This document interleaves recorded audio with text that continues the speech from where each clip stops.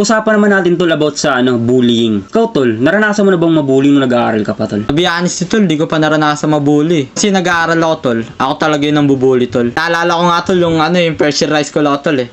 Ang late ko pa nun eh, palaway ako nun eh, malit pa ako nun eh. Kwento ko sa'yo, okay lang? Hindi first year high school pa lang ako nun tol, malit pa ako nun tol. Punta ako sa kantin, palaway ako nun. May nakasalubong ako nun, fourth year high school. Saka nakatawan eh, fourth year high school. Alam mo yung repeater na parang kalahati ng edad niya sa high school na. Oo. Bumibili ako sa ari nun tol. Kabanggaan kami tol. Syempre may nitunulo ko nun tol. Sabi ko sa kanya, "Oy pre, kilalanin mo binabanggaan mo dito ah. Di mo ba ako lala dito? Ha? Ako gigil ako pre. Gusto ko talaga sa pakan eh. Tingin ko sa mukha niya pre. Parang namumutla. Kapitan ko pre. Sabi ko, kaya mo na ba buto mo? Ha? Kaasa ka ba? Ha? Nambang kong ganun. Nambang ko pre.